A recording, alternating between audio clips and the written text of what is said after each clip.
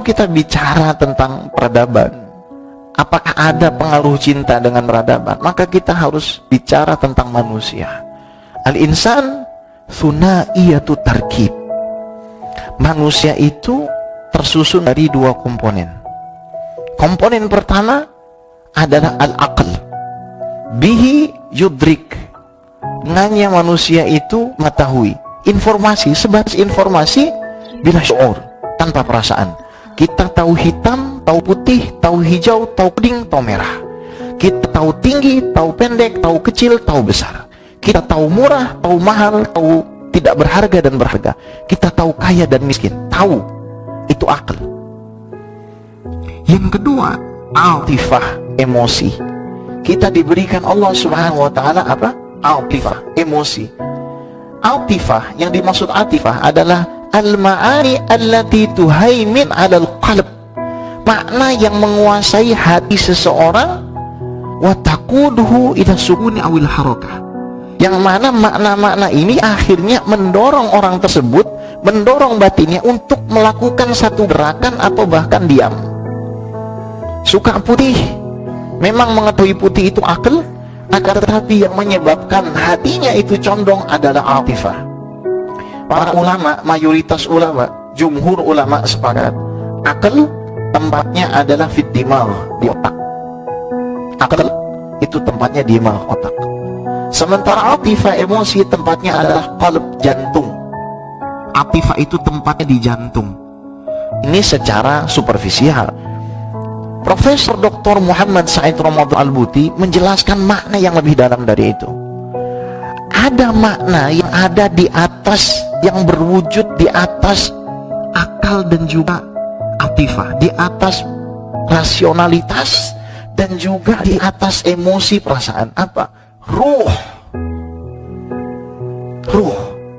Ketika Allah Subhanahu wa ta'ala tiupkan ruh ke dalam jasad manusia, ke dalam darah manusia, tulangnya, ke dalam hatinya, ke dalam akalnya, baru semua itu bisa bergerak. Profesor Dr. Muhammad Said Ramadan Al-Buti menceritakan, di Amerika dulu pernah ada muktamar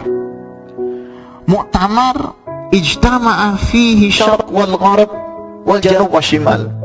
Timur, barat, selatan, barat daya, barat utara, semua berkumpul di tempat itu, saintis.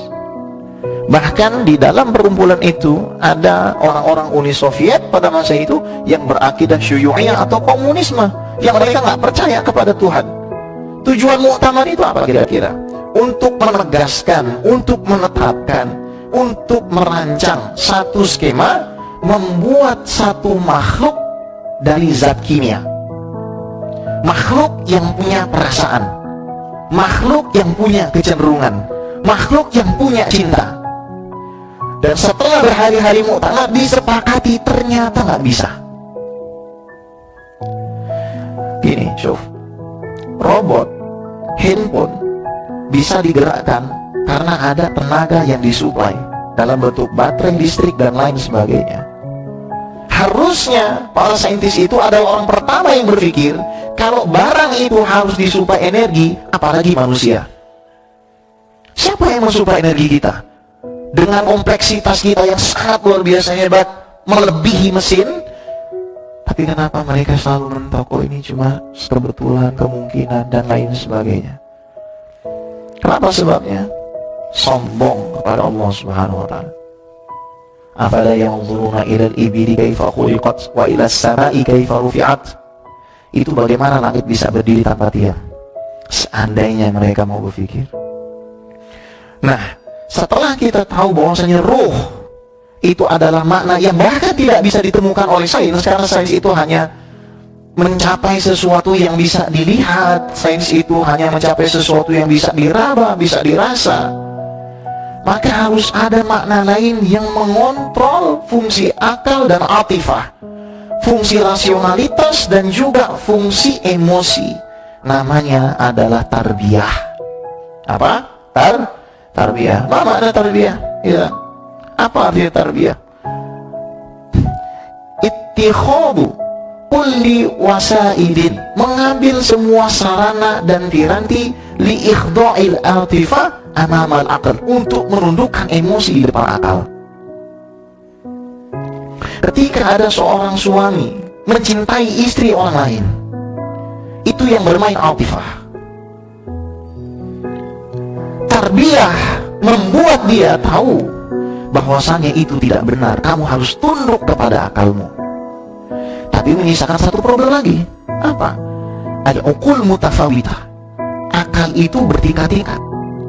Ada namanya aliran nisbiyun atau sufustoiyun, orang-orang sofis yang mengatakan haqaiqul asya ghairu thabitah, sesungguhnya kebenaran itu sifatnya nisbi. Yang putih bagi kamu bisa jadi hitam buat saya. Nah, untuk melawan orang-orang seperti ini kita bilang air itu membakar atau mendinginkan. Kalau kita ceburin dia ke air kemudian dia kedinginan, berarti secara langsung dia sudah mengakui kebenaran. Kita sama. Makanya ada yang dinamakan ilmu mantik, ilmu yang dengannya ada kaidah-kaidah akal yang dipreserve untuk menjaga orang lari dari kebenaran, karena kebenaran itu hakikatnya cuma satu, sebagaimana disebutkan di dalam kitab Al-Aqaid An-Nasafiyah yang ditulis oleh Al-Imam An-Nasafi. Itu makna tarbiyah. Hadza tarbiyah.